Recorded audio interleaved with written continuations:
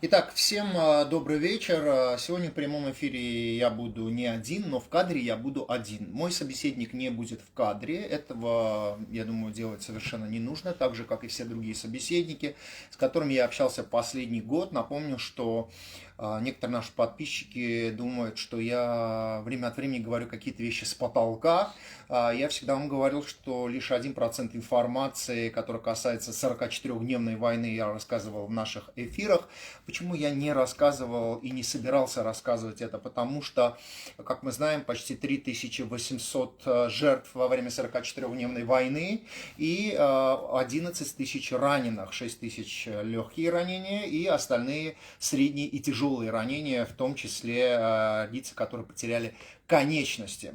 Напомню, что Служба национальной безопасности Арцаха опубликовала у себя в интернете, не знаю почему не звонит, не передает уведомления, что ждет меня на допрос. Я очень рад, что наши телеграм-каналы сделали из этого целую бучу. Напомню, что СМБ Арцаха не возбуждала на нас дело, а просто ждет нас на допрос, чтобы мы дали пояснение по прошлому эфиру. Несомненно, я думаю, что мой сегодняшний эфир будет интересен всем. Я знаю, что те люди, которые потеряли своих сыновей в Мадагысе, а мы будем говорить о Мадагысе, я напомню, что несколько дней тому назад в своем эфире, да и вообще весь год я говорю о том, что большое количество парней погибло не в результате наступления азербайджанских войск, а по двум причинам. Причина номер один – безграмотные действия командиров и генералов Арцаха, и причина номер два – умышленные приказы, которые приводили к большому количеству жертв. Как я уже не раз говорил, карабахская группировка и карабахский клан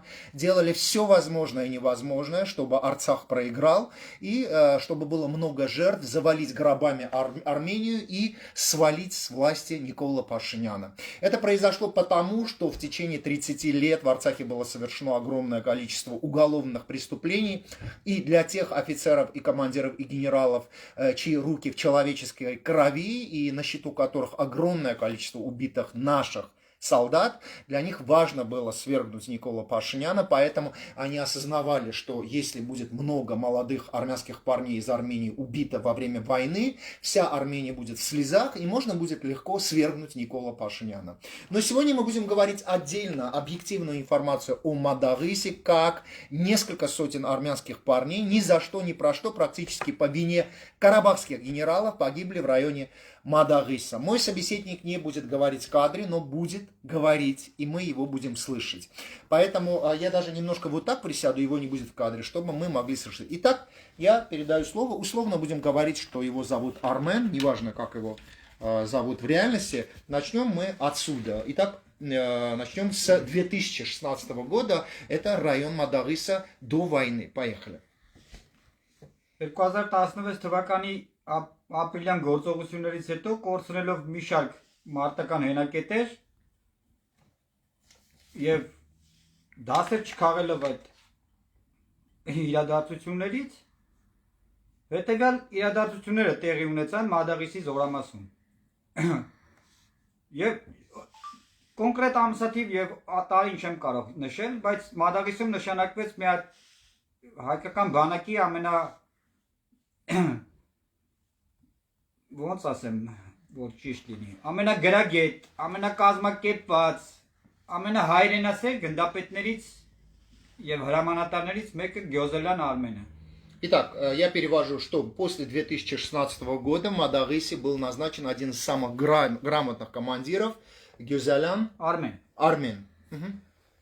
Եվ իր ղեկավարությամբ այն ինչ որ կար 2020 թվականի գործողությունների ժամանակ այն պաշտպանական համակարգը, որը ստեղծված էր Մադաղիսում, դա ստեղծել էր Գյոզելյան Արմենը։ Բայց չգիտես ինչի, քանի որ նա շատ պահանջկոտ, գրագետ, սպաների կարիքը եւ սպաների դիրքը, սպաների ունակությունները չափող եւ սպաներին գնահատող սպա էր, լինելով անձամբ եւ սպա։ Չընդունվեց հասարակության կողմից, քանի որ նրա սպաները կարկազան զինծառայողների հետ վարվում էին այնպես, որպեսզի կարկազան զինծառայողները իրանց նորմալ պահեին։ Իսկ այդ կարկազան զինծառայողները մենք լավ գիտենք, որ մեր զինված ուժերում շատ կան։ Եվ մի հատ բան միջև այս ամեն ինչը ես բան կանեմ, ժողովուրդ ջան, ասեմ ձեզի որ մի հատ պատճառ կա պարտության համար։ Ես կարամ հիմա այդ պատճառը բառ առ բառ ասեմ։ Թող բոլոր են ծառայած տղեկը ձեռները դնեն իրանց խղճներին, բոլոր հայկական բանակում ծառայած տղեկը ձեռները դնեն իրանց խղճներին ու մի պահ ինձ ասեն, թե հայկական բանակի 30 տարվա զինվորի ամենակարևոր տասովկեն, սենց բարբարով եմ ասում, խոսակցականով եմ ասում, որ ընկալելի լինի, տասովկեն որն է եղել։ Մի ամեն մեկըդ մի բան կասեք, բայց բոլորը իրանց հոգու խորքում գիտեն ու էդի չեն կարա հերքեն։ Հայկական զինվորի տասովկեն 30 տարվա բանակում եղել է շարք չկայնելը։ Ամեն պատրվակով շարքից դուրս գալը, շարքում չլինելը, և դա բերել է այս բանակի պարտությանը։ Ну вот вы сказали, Դրանից հետո մենք անցնենք։ Да. Ուղղակի եկեք նշենք, որ դուք ասել եք միջև եթերը, որ Գյուզելյանը, որ եկել է Արցախի օֆիցերները չեն կարողացել ծեծեն մեր զինվորներին. Դուք ասեցիք, որ մի քանի даже несколько было скандалов, вот, которые он с ним, когда он сказал, что почему вы избиваете этих солдат. Вот. Кисвек, если можно, поделитесь этим эфиром. Все, пожалуйста, поделитесь. Мы рассказываем о том, как несколько сотен армянских солдат погибли по вине карабахских генералов и армии обороны Арцаха в Մադաղիսին, շարունակենք։ Եվ մի հատ կարևոր ֆակտոր էլ, դա ես ամեն ինչի չեմ ուզում sense խառնում իրար։ Մեկ գնում ենք հետ, մեկ առաջ չեմ ուզում այդպես լինի։ Հիմա եթե խոսում ենք Մադաղիսից, խոսում ենք Մադաղիսից։ Ուրեմն հետեւյալը։ Ասեմ ձեզի, որ 20 թվականին Մադաղիսի Զորամասի պաշտպանության շրջանը ամբողջովին կահավորված, կարգավորված եղել է միայն Գյոզելյան Արմենի շնորհքը։ Այն ինչ որ ապրիլյանից հետո տեղի է ունեցել։ Այն խրամատները, այն ռովերը, այն ճանապարհները, այն տաքստոսները, որ փորվել է, այդ եղել է Գյոզելյան Արմենի շնորհքը։ Դրանից հետո ես չգիտեմ ինչ կատարվեց, ոնց կատարվեց, Գյոզելյան Արմենին տեղափոխեցին այլ Զորամաս, բայց այդտեղ կա մի հատ հատուկ ուշադրություն եմ ուզում բոլորի հրավիրեմ։ Գյոզելյան Արմենի տեղափոխումով կատարվեց հետևյալը պաշտպանական բանակում։ Բոլոր առաջնագծի գծային զորամասերը ունեն Արցախի հանրապետության ծագում ունեցող հրամանատարներ։ Բոլորը բացառությամբ 9-րդ պաշտպանականից։ Ինչի բացառությամբ 9-րդ պաշտպանականից, որովհետև Արցախի համապատասխան պաշտոններին հասած զինծառայողները չէին ցանկանում գնային 9-րդ պաշտպանական։ 9-րդ պաշտպանականի մասին էլ կարամ ամեն ինչ ասեմ, ուղղակի դրա ժամանակը չի, խոսում ենք Մադաղիսից։ Նշանակվում է Մադաղիսում Ոման Աբրամյան Սևակ։ Երկու տարբերակ կա։ Ես հավաստին չեմ կարող ասեմ, բայց հաստատ կամ մեկն է կամ մյուսը, կամ Օգանովսկու բարեկամներ կամ Վիտալի Բալասանյանի։ Ես իրան ճանաչում եմ 4-րդ պաշտպանականում, երբ որ շտաբի պետ էր, եւ այդ ժամանակ խոսակցություն ենք ունեցել, այդ խոսակցության ժամանակ ինքը ասել է, որ իրան инка анзам пинза села, я обещать на рево, инка дарнала палка. Давайте я переведу. Итак, в 2019 году странным образом армия обороны Арцаха снимает строгого полковника, единственного полковника из Армении, который приостановил избиение до полусмерти армянских солдат Мадагыси. Все жители Армении знают, что Мадагыс и Гадрутский район — это два самых ужасных участка Карабахского фронта. И вот сейчас наш собеседник, который был в Мадагысе с первого дня войны и до войны, рассказывает, что на место снятого потрясающего профессионала Гюзеляна был назначен Севак Абрамян, родственник то ли Виталия Баласаняна, то ли Сейрана Угановского. И, как говорит наш собеседник, назначенный Севак Абрамян говорил многим, по слухам, что рано или поздно его должны были назначить, потому что армия обороны или кто-то обещал, что именно он будет там командиром полка. Это как раз о том, что я говорю, что всегда можно было посидеть за шашлыками в Арцахе, и тебе дали бы звание полковника или майора. Мы продолжаем.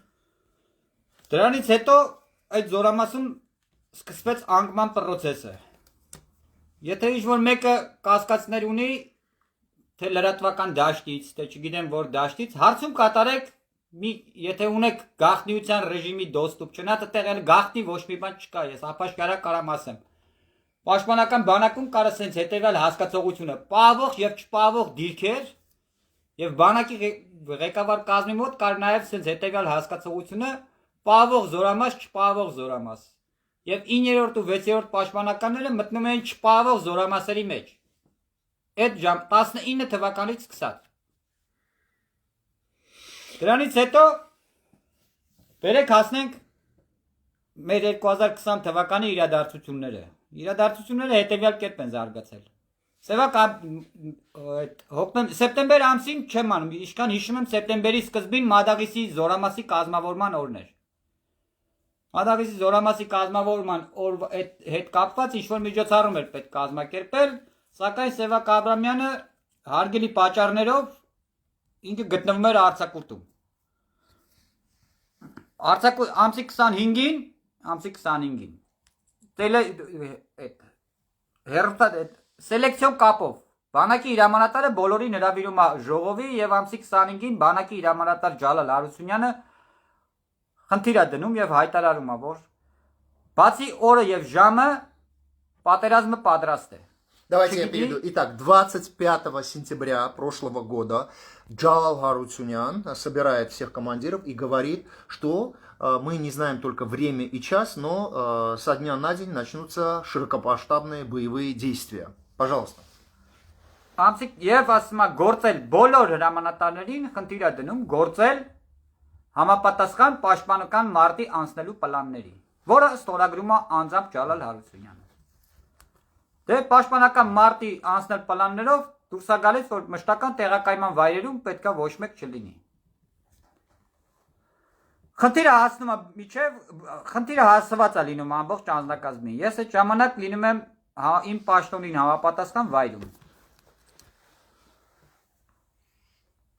Ամսի 26-ին ցերեկային ժամին, ժամը տենց ճաշի ժամանակ ղեկավար կազմը 10-րդ հրաձգային դիվիզիայի եւ ամբողջ Մադաղիսի զորամասի։ Նորից եմ նշում, 26-ին շաբաթ օրը ճաշից հետո, այսինքն պայիջեի աշխատանքային ժամի ավարտից հետո, քանի որ բանակում կեսօր էին աշխատում շաբաթ օրերը։ Աշխատանքային ժամից հետո Մադաղիսի լիճը բոլորը եթե Մադաղիսով հետաքրքրված եք գիտեք, լիճի կողքը կա հանգստյան գոտի, հանգստյան գոտում բոլորը միասին նշում են Մադաղիսի օրը։ Նորից եմ կրկնում, ամսի 26-ին Пожалуйста, слушайте внимательно. Մինչև երեկո նշվում է Մադաղիսի օրը 26-ին։ Եվ այդ ընթացքում պահպանության անցած, չգիտեմ հասկանաք թե չէ, на охране, те батальоны, которые находились в охране, не в обороне, а в охране. Эти батальоны, эти комбаты, командиром батальонов, каждую минуту докладывали из передовой, что противник перекидывает танки на передний край. Давайте я переведу, так как это будут слушать все. Пожалуйста, все делитесь эфиром, очень прошу. Итак, мы продолжаем, я перевожу. 25 числа, после того, как Джалал Харутюнян сказал, что с минуты на минуту, со дня на день может начаться широкомасштабная война, Джалал Харутюнян сказал, что азербайджанские войска будут наступать на Мадагис и Джабраил. Он точно знал, куда они будут наступать. Те же самые места, где и в апреле, кстати говоря, поясню, что Ильхам Алиев и Сагир Газанов не просто так приняли решение напасть на Мадагис и Гадрутское направление южное, потому что им докладывала азербайджанская разведка, что самое большое количество хулиганов, воров в законе, беспредела, самое большое количество избиений, потому что больше всего армянских солдат избивали в Гадруте, в Гадрутском районе и в Мадагисе, и, соответственно, эти солдаты там были очень слабые. Итак, наш собеседник, который был там участником этих боевых действий, рассказывает, что 25 числа срочно возвращают из отпуска Севака Абрамяна, которого по блату назначили, вышвырнув оттуда Гюзеляна.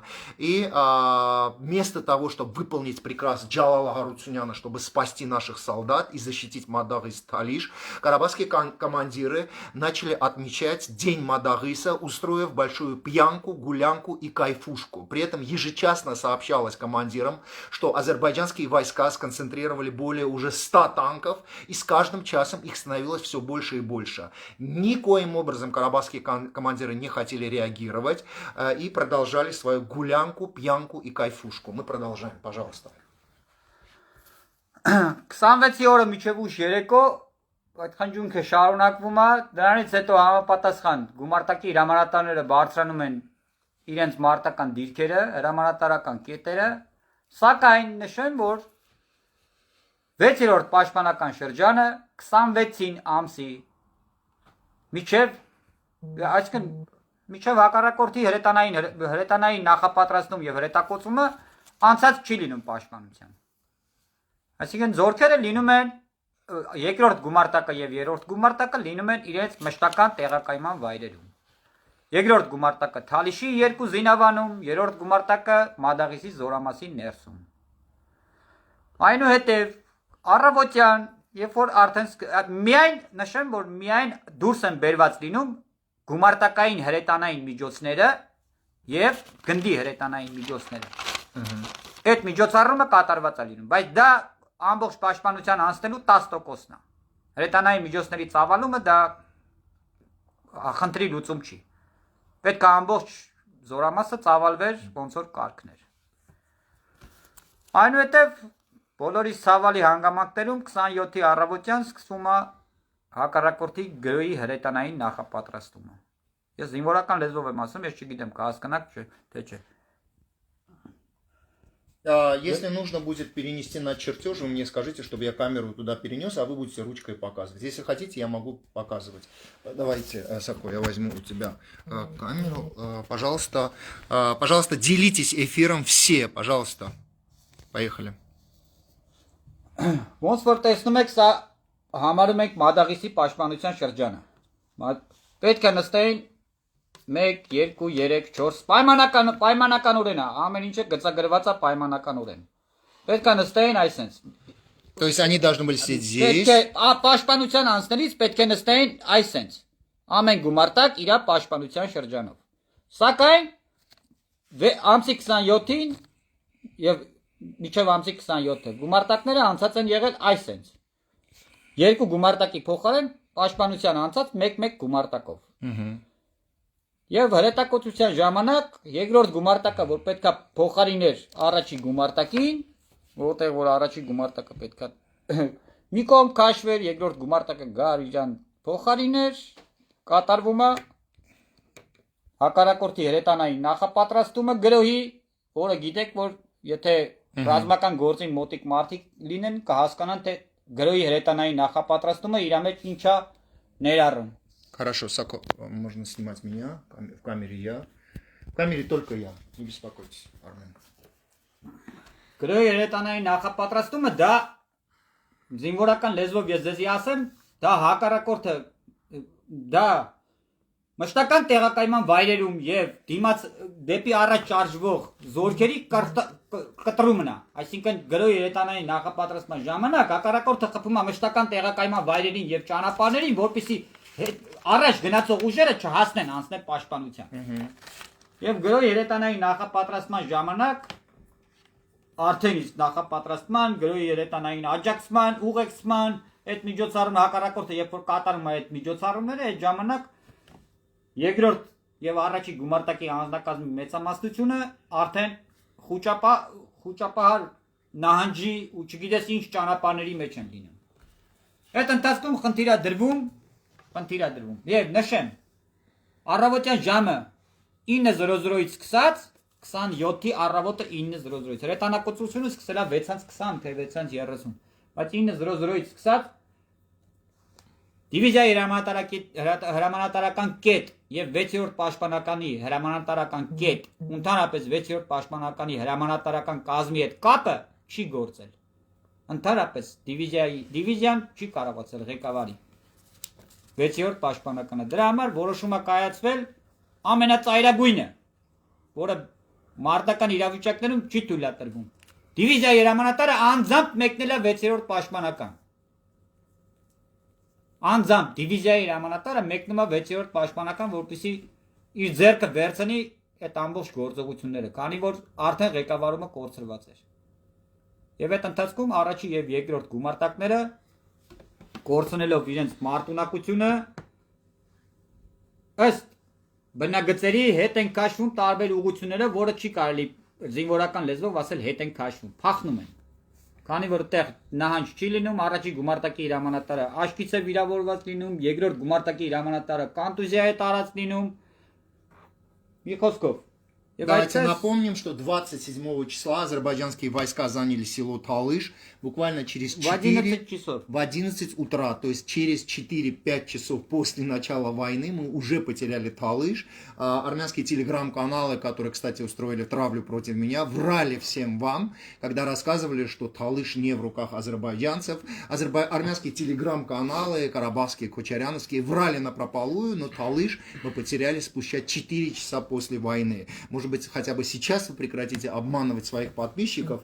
И напомню, что первый и второй батальон полностью, большей частью мы потеряли и вообще потеряли контроль над армией. Но вот более 200 человек мы потеряли уже после... В это время, после начала войны, те группировки, те командования, те люди, которые...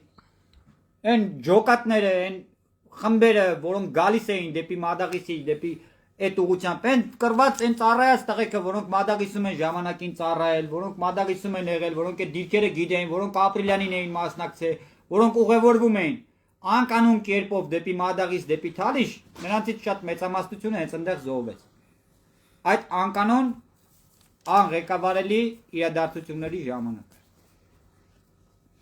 Եվ ամսի 2-ի լույս 3-ի գիշերը 6-րդ պաշտպանականի անձնակազմը թողեց Մադաղիս բնակավայրը, որը առաջնագծից հեռու էր 24 կիլոմետր։ Итак, напомним, что ночь со 2 на 3 число была окончательно потеряна вся эта территория. И давайте перейдем к 3 числу, Арменджан. Итак, 140 человек вас попросили.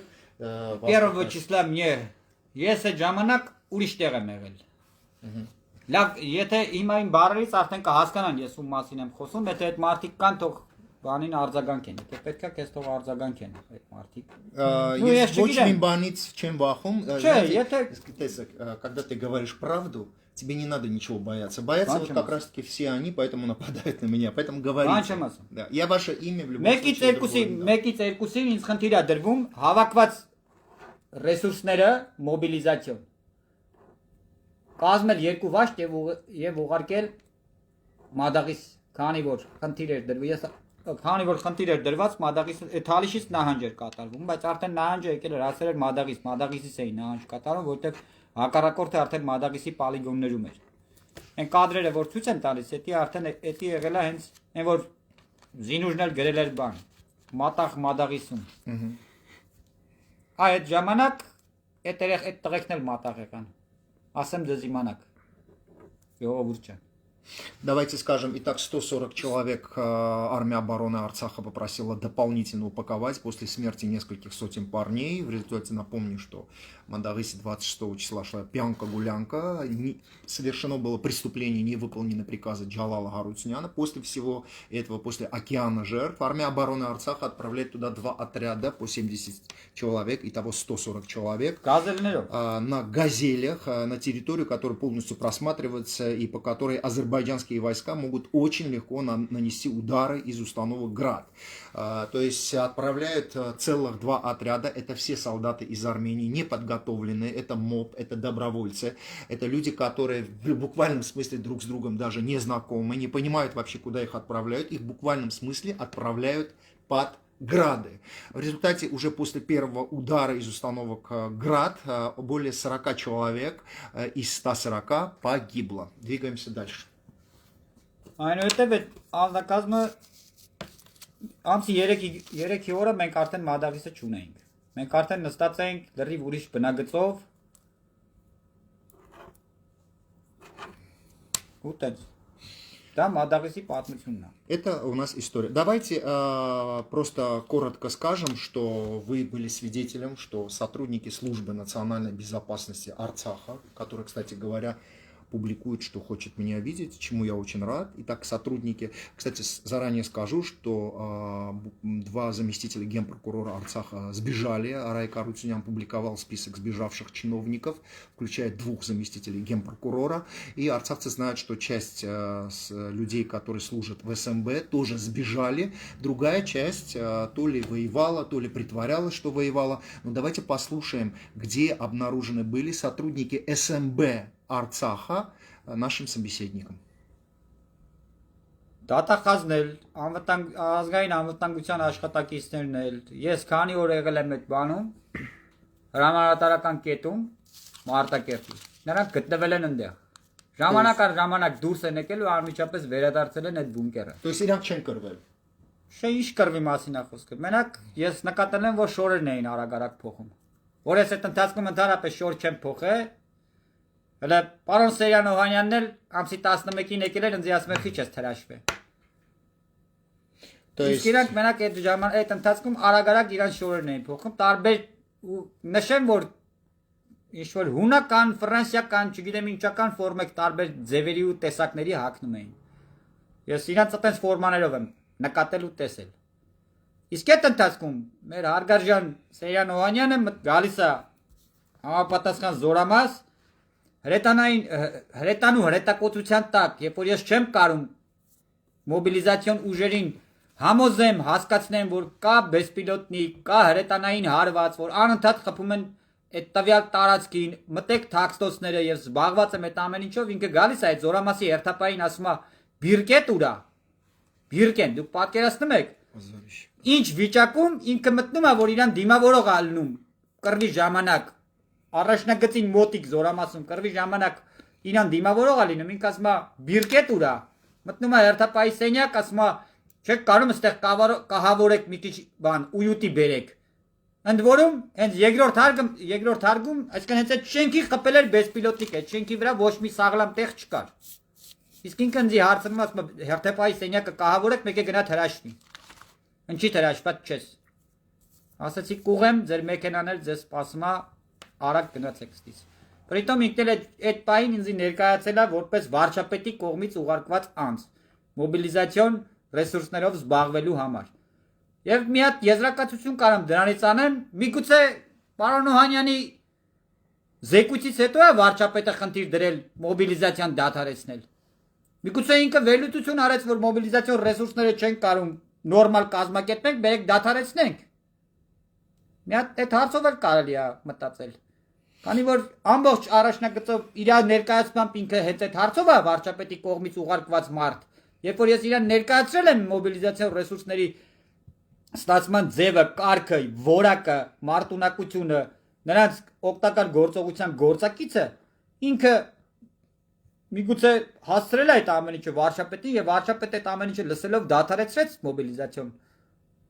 մոբիլիզացիան զորքերի։ Բայց որ Да, շարունակեք։ Ինքը ներկայացավ ինձ համապատասխան տեղում մի հատ էլ ասեց, որ գնա հրաշվի, ինքն էլ մարտական գործողությունների ժամանակ, երբ որ ես չգիտեի թե այդ աննակազմին ոգեշն չեմ, բարոյոգեբանական ինչ-որ աշխատանք տանեմ, ամեն րոպե վիրավորի, զոհի, իրանց ընկերոջ, իրանց բարեկամի, իրանց երեխու մահվան մասին են լսում կամ չգիտեմ ինչ անում, ինքն ինձ ասում է գնա հրաշվի, մեկ էլ հերթապային ասա թող բիրկեն կապի։ Եվ այդ բիրկեն էլ մեկ էլ բանը։ Եվ մի բան էլ ասեմ, պարոն Օհանյանը, եթե կլսի, չենք կարոտե, պարոն Օհանյան, են ձեր կառավարման տարիների ուղերձներին, են որ ամեն մեկս պետք է ջեբեներիցս այդ ուղերձը հանենք, տարվա կարգախոսը, ուսումնական փուլի կարգախոսը, եւ որ պաշտոնի եք նշանակում, առաջին հարցը տալիս եք այս ուսումնական փուլի կարգախոսը ասա, ու մի հատ բարձ տորադասական նախադասություն եք գրածելնում, որ պետք է սա սպաների ջեբը լիներ։ Ես ասեմ, ձեր պաշտպանության նախարար եղած ժամանակ դուք հայկական բանակի վաշտի հրամանատար, ամենաթակավոր պաշտոնի մարդկանց մի բան եք սովորեցրել, թե որ պրինտերը ինչքան թուղթ կարատապի բանակում, որ պրինտերը ու բանակի որ վաշտի հրամանատարին ուզում ես հարցրա, հիմա կասի, որ HP 1010 պրինտերը 3000 դրամ կարտրիջը դիսկավորելուց հետո 400 թուղթ է տպում։ Բոլոր վաշտի հրամանատարները այդ դրան են ուղղված եղել։ Սա վաշտի հրամանատարներ են։ Армен Джан, Михат Авелацум, я называю Армен, нашего собеседника. В Мадагысе, я хочу вернуться к Мадагысу. У меня, например, многие, так же как и вы, и сегодня, и до этого, кто рассказывали о событиях в Мадагысе, говорили, что армия обороны Арцаха и карабахские генералы оставили всех с телефонами. То есть во время боевых действий, когда Азербайджан нападал и наносил удары из беспилотников, армянские войска перемещались, связываясь по сотовому телефону. Можете себе представить, да? То есть по сотовому телефону ты видишь 100, 150, 200 солдат. Правда это или нет? Ուրեմն ես ասեմ, ասեմ, մասնագիտորեն ասեմ։ Ընդհանրապես պաշտպանություն կազմակերպելիս կապի ապահովում է, դա ամենակարևորագույն խնդիրն է։ Որովհետև պաշտպանության ժամանակ հրամանատարները հրամկազմը ապահովված լինի կապով, թե գծային, թե ռադիո։ Գծային կապը, որը օպտիկա մանրաթելային կապ է եղել, ես ձեզի ասեմ, որ մեծ աշխատանք է տարված եղել 6-րդ պաշտպանականում առաջնագծից միջև ոնց վարչապետը կարողացել է իր աշխատանքային սենյակից զանգին Մադաղիսի ցանկացած մարտական հենակետ։ Օպտիկա մանրաթելային կապ է եղել ապահովված, բայց ժամը ամսի 27-ին ժամը 9-ին հատուկենտ մարտական դիրքերում է այդ կապը գործ է։ Հատուկենտ մարտական դիրքերում։ Իսկ հրամանատարական կետը ընդհանրապես կապ չի եղել։ Բջջային հեռախոսը իրանք զերա տալուց եղել, բջջային հեռախոսը լսեն, որտեղ իրանք կոնտրոլերը վտեն արել։ Եվ մի հատ դրվագ կարող եմ հիշել, ես ներկա չեմ եղել, բայց ինձ շատ հավաստի, շատ մոտիկ մարդ ասել, որ ամսի 27-ին 4-ին ժամը 4-ին երրորդ, Մադաղիսի երրորդ գումարտակի հրամանատարական կետից հակառակորդի սպան կապնվում է իր ռացիայով Աբրամյան Սևակին ու Ղարաբաղցու ակցենտով ասում է կամբատիտ մոտեմ, ես եկեք հաց ուտենք։ Հակառակորդի սպան Աբրամյան Սևակին ասում է կամբատիտ մոտեմ, արի հաց ուտենք։ Մեր հաճախականության տակ կապի ապահովման հաջորդ բանն էր, որ մեր սպաները միշտ այդ կապի միջոցը թե ոչ թե սպաները, այլ կապի միջոցը չեն ընկալել որպես փրկություն կամ որպես իսկական միջոց։ Հիմնական տեղերը կապի միջոցը պոստավիկը բլինդաժին կապը տվե, ասել է ջուր բերեք։ Բլինդաժից կապ են տվե պոստին, ասել են մարդ է գալի, ուղիղ կայնի կամ մի քնի պոստում։ Ոչ մեկ չի հասկացել, թե կապի միջոցը պետք է ունենա պայստային, հիմնական, 2-3 հատ էլ գումարտակի հրամանատարի կողմից հիմնական ու պայստային հաճախականություններ, որով պետք է թե ջոկի հրամանատարը, թե դասակի, թե վաշտի, բոլոր տեսակի հրամկազմերը կարանային նաստրոյի տանեին։ Շատ հատուկենտ տեղեր է եղել, երբ որ ջոկի հրամանատարը խորացել ուսումնասիրել է։ Ու ես Спасибо. բան կուզենայի ասեի ուղղակի մի հատ բան։ Ես իմ սրտի խոսքն եմ էլի ուզում ասեմ, մեր բոլոր կորցրած իմ ընկերներին, բոլոր զոհված տղեկի ծնողներին ես ասեմ ձեզ, իրանց ոտերը լվամ ջուրը խմեմ, իրանց չեմ կարա ես մտնեմ իրանց դրության մեջ, բայց մի հատ բան, մի հատ հարց եմ էլի իրանց ուզում տամ։ Իմ աղբերներ, իմ հարազատներ, ձեր ցավը տանեմ։ Ամբողջ ծառայության ընթացքում մի անգամ զանգած, որ զանգել եք ձեր երեխեքին, հարցրած կաք տղա ջան, քու պարտականությունները գիտես։ Գոնե մի անգամ իրանց երեխեքին հարցը հիմա մենք սա շատ ուժեղ ցավի ու վշտի մեջ ենք, բայց մի անգամ հարցրած կանք մեր երեխեքին, տղա ջան, զինվորի պարտականությունները գիտես։ Թե մենք մենակ պահանջատեր ենք, տղա ջան, գնա, հոպարա հեսա կզանգի։